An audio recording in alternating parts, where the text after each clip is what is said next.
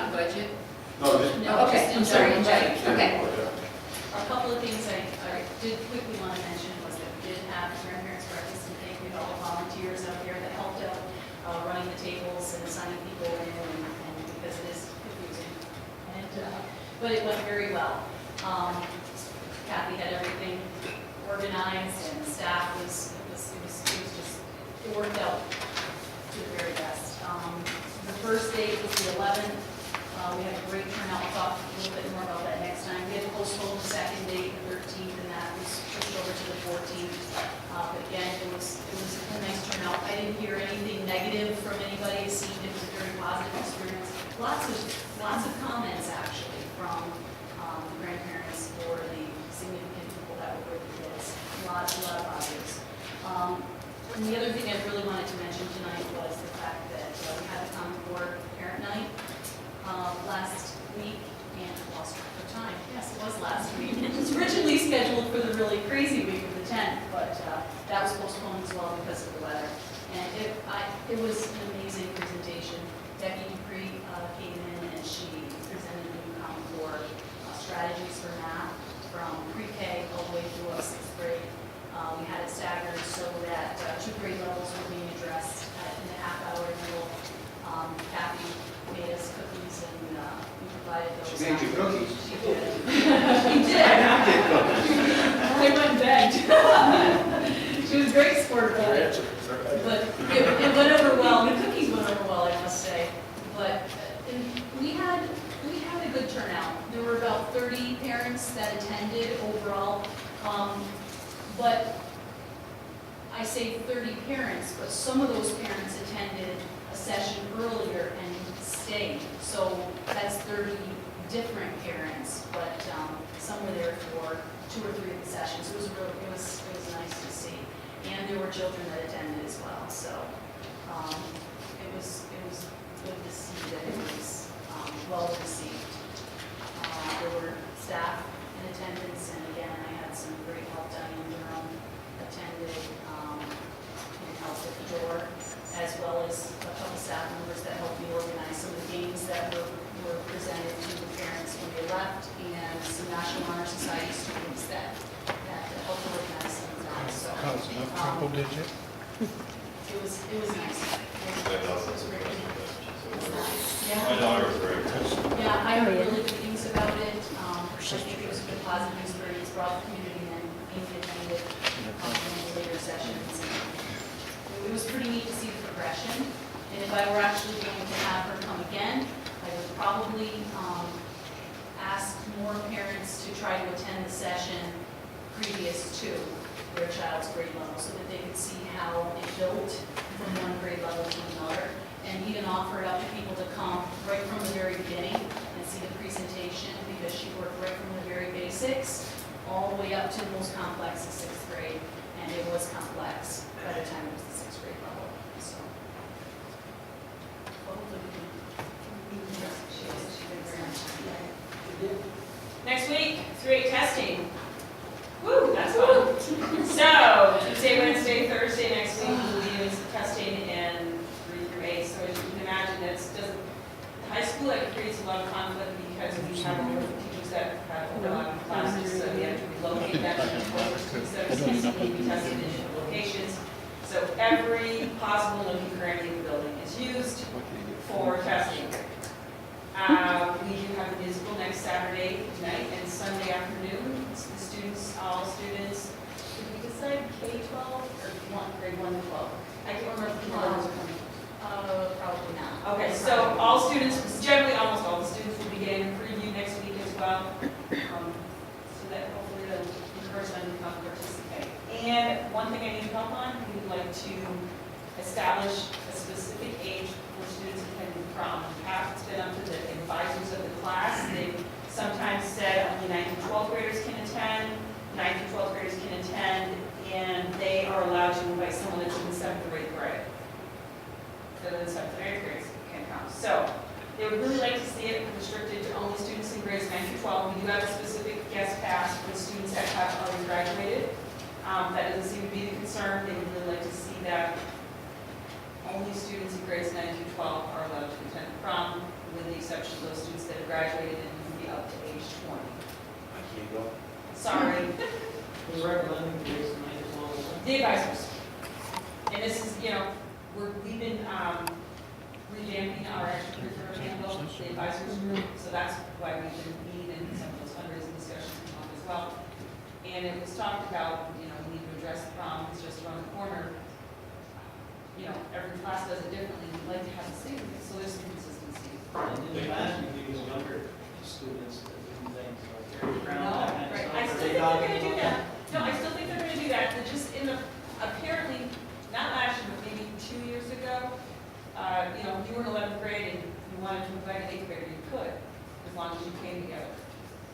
They don't want to do that. They would like to see it limited to just 9th through 12th graders, a little more of a more mature feeling to it. And I can say, But if you can't find a date. that's no problem. Just find them from Go those to the schools. next high school. Yeah, well, I can just say from someone who's been to many of them, and last year's prom it was just the 9th through 12th graders, it is very enjoyable to have a little bit of an older audience. When you throw the 7th and 8th graders in there, not that all of them come, but if you ever come and chaperone a dance, much nicer feeling from, I think the building is appreciated, look forward to that, just for, not because necessarily recognize that, but. Don't they have their own form of dance anyways? Say that again? Doesn't the junior high have a form of dance? No.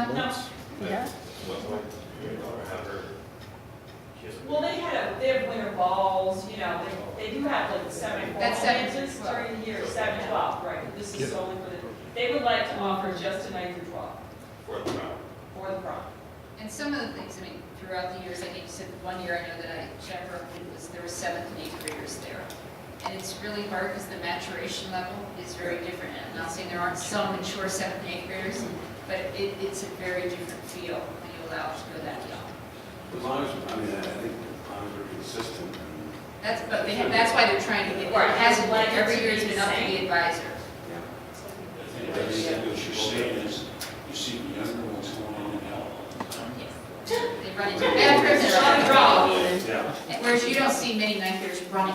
Let's be honest. Because that's, when you have the 7th and 8th graders, they're still young, they're still excited, their hands are all over each other. And I don't mean that. We got video here. Are you using the student council as part of this? We haven't approached the student government. We wanted to start here first to just kind of feel out any concerns.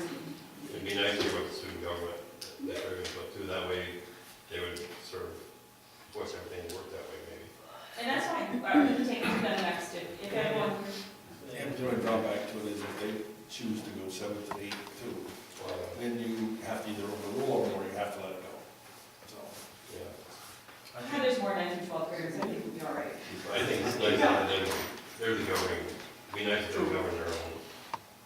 No, I think it's a good suggestion.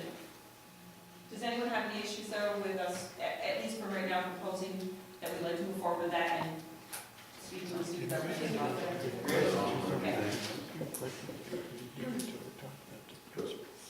I just need to know how to drive that field for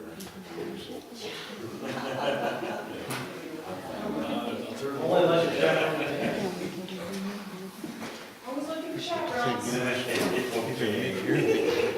Wow. You will be asked, eventually as a parent. When you're a parent, you get asked. That's all I have, thank you. Invite the ducks on the. Okay, thank you very much. Just to start off the budget discussion, I just wanted to make sure that we clarify what the direction we're headed in. And I think there was just a few clarifications I wanted to bring out, just make sure that we're all reading the same information. Clarification number one is that the two, under proposed cuts around two, people services, distance learning, we have suggested that they stay in there, and everybody is good with that. Just final check on that, okay. Clarification number two is the cuts to consider, by and large, we did talk about the gasoline and fuel oil, but by and large, all those possibles are kind of moved into the key column. Okay. And what do we think about gasoline and fuel oil? Are they keeps, are they something that we should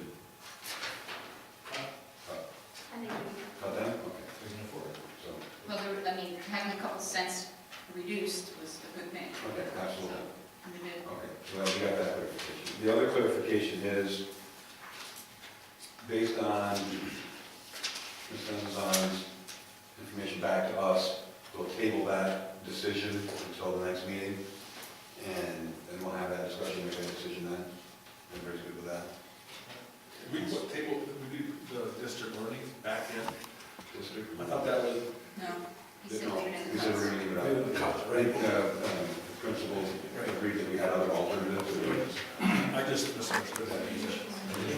Leave it in the country. They're leaving it in the house.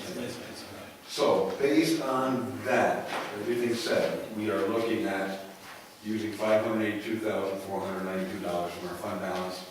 That may increase if we decide to keep it. Well, with the 6,000, it's 576. We have the 6,000 gas, and so maybe that balances it. So those are the only two items. Changes for changes. Okay. Yes. Okay. So can I ask a question? Sure. Were we or were we not going to look at sports teams that have 3 levels? We're going to look at that. I have that down. Good point, yes. They're Yes. first to give figures. Okay. Thank you. That was good point. One other thing regarding budget, there is one district willing to share librarian with us. Logistically, I don't know if it'll work, it's Morristown. We can have a 50% librarian. The problem being is that we need, by having a 50% librarian, that means they have to be here half a day every day.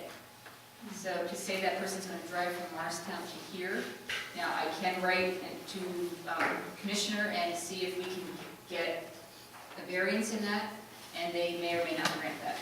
But when I put it out to all of the districts, Morristown is the only one interested in sharing a librarian. Is there any way they can work out like a 3 day, 1 week, 2 day, next week? Not without a variance, that's what I was trying to say. Okay, because they gotta be here 50%. We have to be 50% of the day, because of the number of students we have, the size of our library. That's why when Julie Bailey went, we could go to 50%, but we couldn't go lower.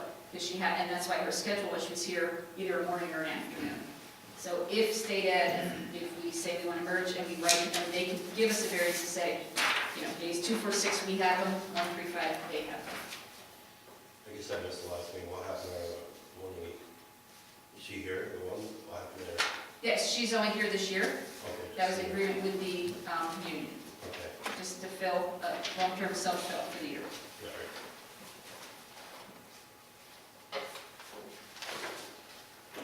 Go to other things, Randy, or you? I already know something while you're talking. Your witness, Reg, I'm glad. Okay, a couple of other things I have done, just as board reports. We had Homeland Securities come in last Friday and do a shared presentation for Clifton Fine and us.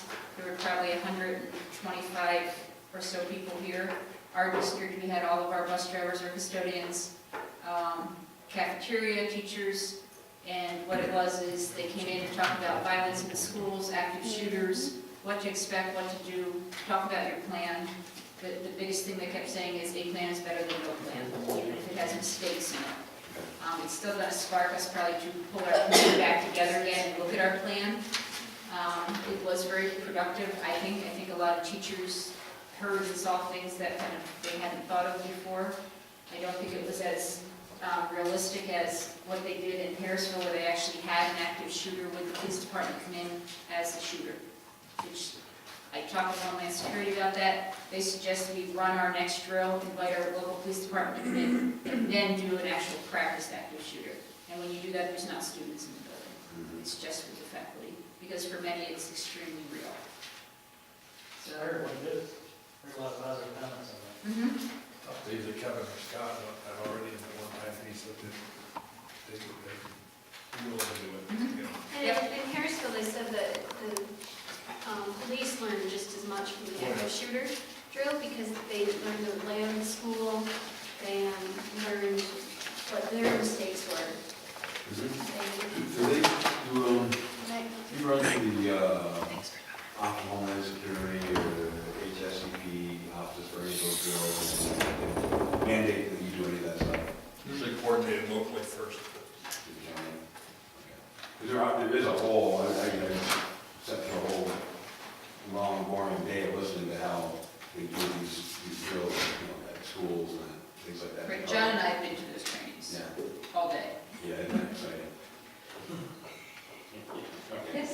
But you don't follow those kind of guidelines, you're not mandated to. No, every school pretty much has their own plan, their own creations, their own.